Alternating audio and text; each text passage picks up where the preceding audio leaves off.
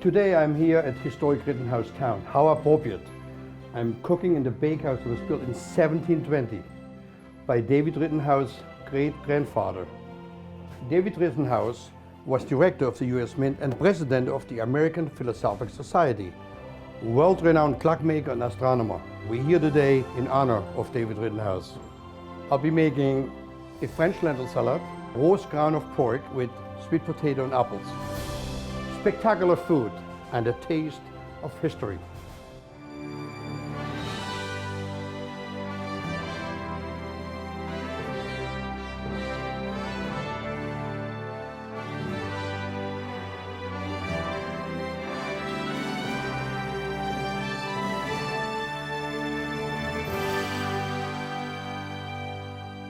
Growing up in the Black Forest of Germany, my grandfather taught me how to make amazing meals in front of an open hearth fire. When I came to the United States, I took those secrets with me to Philadelphia. So it's no surprise to me that Philadelphia, which was the second largest English-speaking city in the world, had so much sophistication when it came to food. This is the original spot where Jefferson, Washington, and Adams would come after a hard day of debates to enjoy a hearty meal and a strong ale. Huzzah! For over a quarter century, I've kept this tradition alive. So step back with me to 18th century America and savor the great flavors and a taste of history.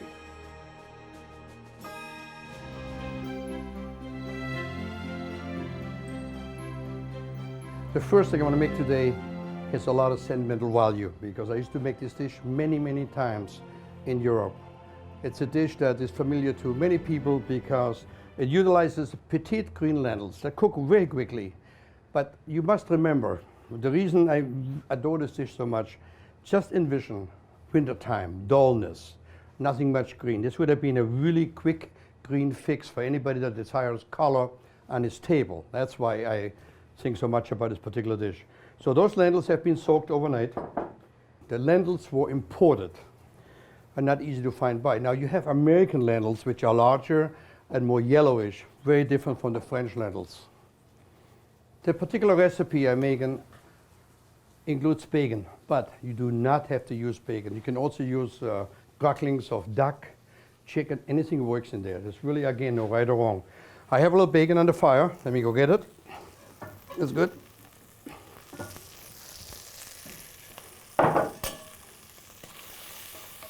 Perfect. So all I'm going to do, I have some carrots that I cut already. Put a little carrot into it. And the lentils that I soaked overnight go in here. Now you can get very fancy. You can use white wine for cooking, or you can use just regular water.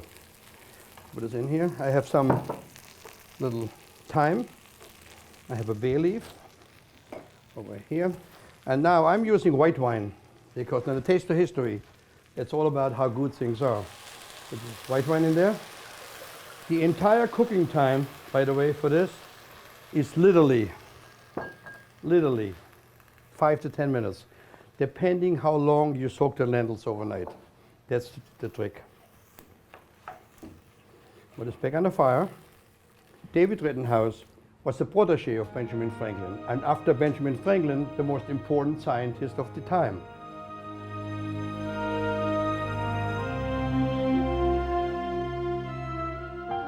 David Rittenhouse was born at Rittenhouse Town. He taught himself science and mathematics, and by age 13, had absorbed Newton's laws of motion and gravity. His love of instruments led to his first career as a master clockmaker, but he was equally enraptured by astronomy, becoming one of America's first astronomers and establishing an observatory at his home. He befriended Benjamin Franklin, who formed the first scholarly scientific society in America, the American Philosophical Society, and David Rittenhouse became its second director. Franklin and Rittenhouse, using telescopes made by Rittenhouse, observed and recorded the transit of Venus across the sun on June 3, 1769, a major astronomical feat of that time. Word spread around Europe of this coup, which helped to establish America in the new world of science. But Rittenhouse was just getting started. He created this orrery for the University of Pennsylvania. This early planetarium was the most amazing device of its time. John Adams wrote, "Here we saw a most beautiful machine, an orrery or planetarium constructed by Mr. Rittenhouse of Philadelphia. It exhibits almost every motion in the astronomical world."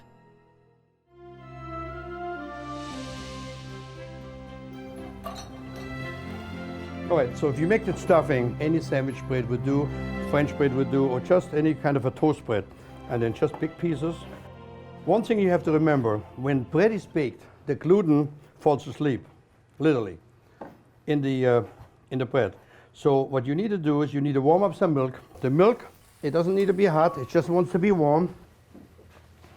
And you want to pour it over the bread. Again, you want to be careful when you pour it in. I have a little butter here. I have a small spider. Nice and hot. Some onions in here.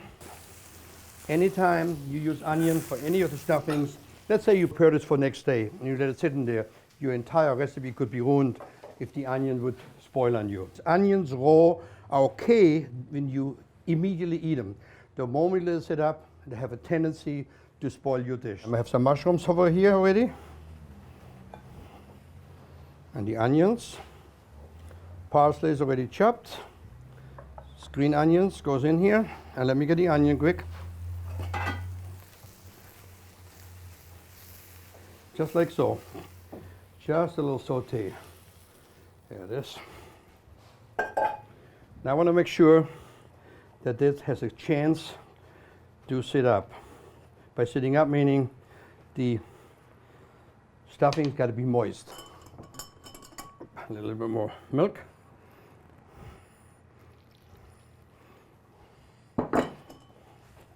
Yep, perfect.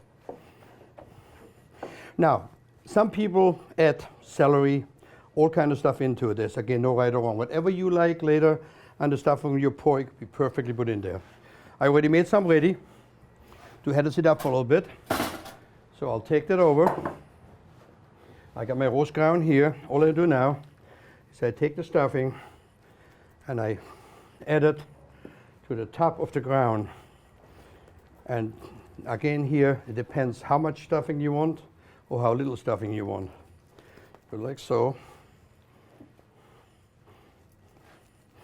And you're just going to add it on top. Next is a frying pan or a roasting pan or any kind of pan you want to use, and it goes on the oven. This you want to cook at a very slow fire. You start off maybe at like 325 degrees, you cook it very slow. How do you know when it's done? Two reasons. One, you want to go with the meat thermometer to make sure that the inside is maybe 160. That's completely cooked. If you like it more medium, about 140. But most people like their pork well done. All right, I got my skillet here. I'm going to take this whole baby right in here. All I want to do is put a little bit of oil over, just a little bit, because remember the pork doesn't have seasoning, but the oil just makes it really nice on the top. Here, oil. Then I'm going to put a little bit of salt, just a tad, and a little bit of pepper on top. And then it goes in the oven for its journey to cook. And like I said, slow fire is good. Also, at the end, when you almost think it's done, it's a perfect thing to cover with foil, let it sit. Meat has a tendency to cook more, up to 5 degrees in about 5 minutes holding time. So that goes in the oven. When I come back, we're then going to start on our sweet potatoes with apples. This is a fantastic accompaniment to this dish. All right. You won't believe how pigs came to America. The story of pigs in America starts with Christopher Columbus in 1493. Queen Isabella of Spain insisted that Columbus take some pigs along on his voyage to the New World. Pigs are a reliable supply of food, and if shipwrecked, the pigs would instinctively swim toward shore. Columbus made land in the West Indies, where he first introduced the European pig. Next comes Spanish explorer Hernando de Soto, who introduced the first 13 pigs to mainland America at Tampa, Florida in 1539. De Soto traded with the Florida Indians using pigs. Soon, the Indians became so obsessed with eating pork that they raided the Spanish camps to steal their pigs. By the time of De Soto's death, it is estimated that over 700 pigs roamed wild in Florida, eventually becoming the wild boars and legendary razorbacks of today. In the new colonial city of New York, pigs were a big problem. They roamed the streets in rampaging herds and ate the farmers' crops. So New Yorkers decided that all the pigs should be rounded up and allowed to roam the pastures to the north of the budding colony. They erected a wall to ensure that the pigs stay out. The street along the barrier became known as Wall Street and was guarded as the northern border of town. One of the dishes I find most appropriate to serve with the roast ground of pork is my sweet potato and apple casserole. That I serve in the city tavern a lot. Matter of fact, it's a Thanksgiving tradition. You know, most people don't realize that a sweet potato has nothing to do with the potato. It actually belongs to the morning glory family. It's a tuber. Has an interesting past. To make this casserole, it's real simple. You want to take some butter in a duchy, like this one here, any kind of pot, or just a casserole that you can put in your oven, just like so. Put some butter in it, and then you want to layer in your sweet potato and apples that you just cut and core, like so. More sweet potato, more apples. Here we go. And I'll put a few in there. It's a spectacular dish, I'll tell you. What makes it really unique is the brown sugar that cooks it all the way down. Beautiful. And then we put some more butter on top. And 1, 2, 3. Don't worry about the butter. A few calories, nobody's counting, but it's the flavor that counts for that. So spectacular. Now we're going to take this whole thing, we're going to put a lid on it. Lid it. And in the fire it goes. Ideal cooking time of that is about 25 to 35 minutes at a pretty high heat, let's say like 375. I'm going to put it in the fireplace this very second, and when I come back, we're going to finish our lentil salad and serve up our spectacular meal. All right. Beautiful. So now the lentils are ready. We're going to make the dressing. The dressing is so simple but so good. What I do is I take the Dijon mustard, and what I make in a quick emulsion, which means I'll take the Dijon and just whisk it up with the mustard. Here we go. What's important about it is, I mean, people will tell you you can use any kind of mustard. Honestly, I think the Dijon mustard just wants to be with the lentils. No other way about it. All right. A little bit more. Then I'm going to add in some vinegar. And there we go. Vinegar right here. You can use balsamic vinegar or red wine vinegar, whatever you prefer. Again, no right, no wrong. Just a bit like that. The trick with the lentil salad would be, however, that once you serve it, or before you serve it, you want to make sure that you check it one more time. Any legumes have a tendency to take a lot of flavor into it, so you want to make sure. So I got a bowl over here. I'm putting my lentils right in here. I'm going to fish out the thyme I added earlier into it. 3 sprigs of thyme right here. Put the lentils in here. Okay. Now, I have shallots that we chopped already, and I have some garlic also chopped already.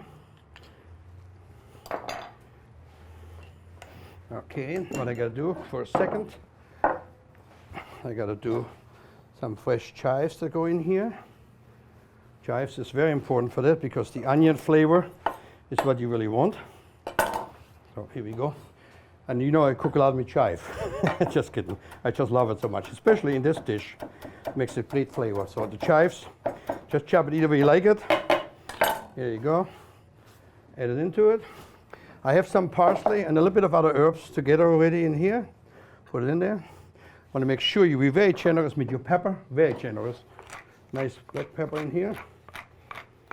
And then we're going to mix it up, and we'll see how we're done with our.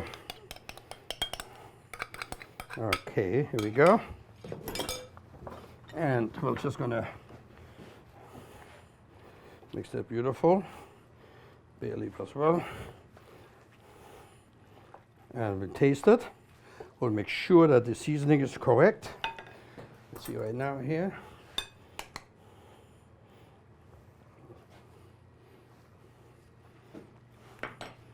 Maybe a little salt. Oh, I tell you, divine, beautiful. What makes the salad unique is the Dijon mustard. Dijon mustard just adds a tremendous amount of flavor to it. So what I want to do is put like a little bit on the platter like so. The carrots is for color and also for flavor. Just makes it absolutely gorgeous. Here we go. So all you want to do is decorate a little bit. Maybe a little parsley, just a little bit around it. This salad doesn't need any other garnishing because it speaks for itself, the beauty. You have the French lentils, a little bacon, you don't have to. The carrots, just nice. The dressing with the Dijon just makes it superb. David Rittenhouse was director of the U.S. Mint.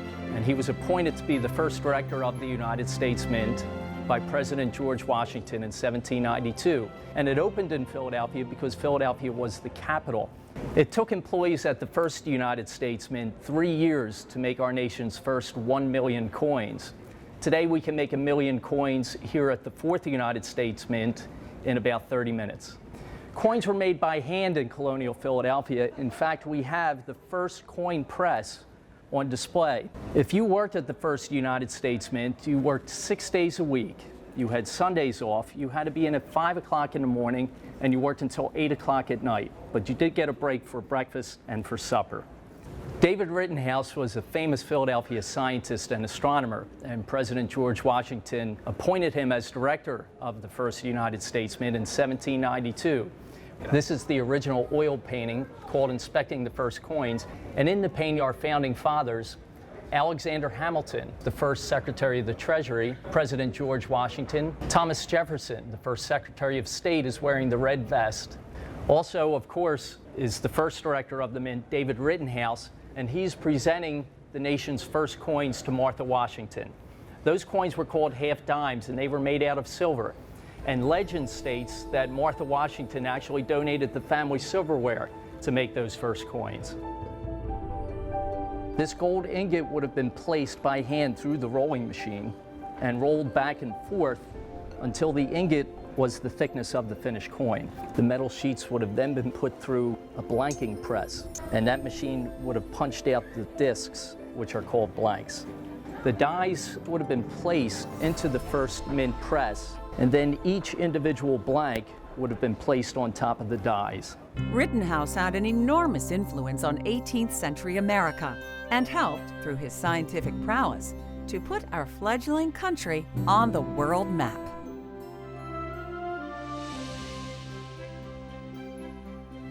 So now I want to quickly do the Madeira gravy, or Madeira sauce, a little bit of butter, mushrooms, any kind of mushrooms you like, you don't have to, but the mushroom makes it nice. And now the important part is when you make this dish, we're going to use rainwater Madeira. This Madeira would be on top of the ships, and the rainwater from the rain over the Atlantic would slowly seep into the Madeira, and henceforth cutting it and make it less sweet. In the 18th century, many of the Quakers who were teetotalers would drink Madeira and all enjoyed it. Madeira is a beautiful drink, it relaxes you, and it's fantastic, and it goes well with my pork. Keep your eye on the pot. I'm just putting the demi-glace into it and we're done.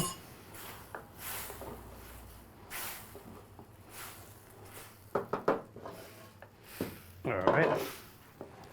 The ground is cooked. Spectacular. Look at that. Isn't that beauty?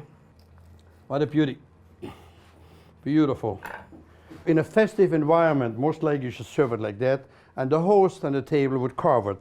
To show you how nice it looks on the inside, I'm just going to carve through it and cut you 2 chops to lay in there. So we go. 1. Oh.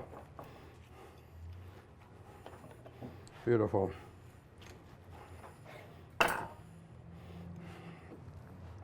Look at that. It really doesn't get better. Look how nice and moist. Oh, we've done good. And one more piece.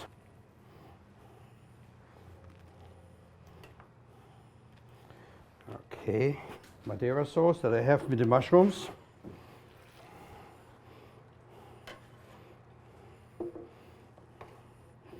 A little bit on the bottom here, like so. Voila.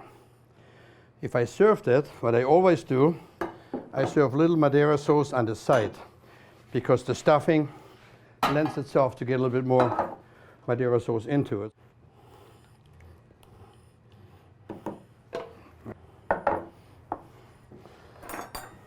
My festive meal is almost completed. Now I just got to get the sweet potatoes and apples. All right.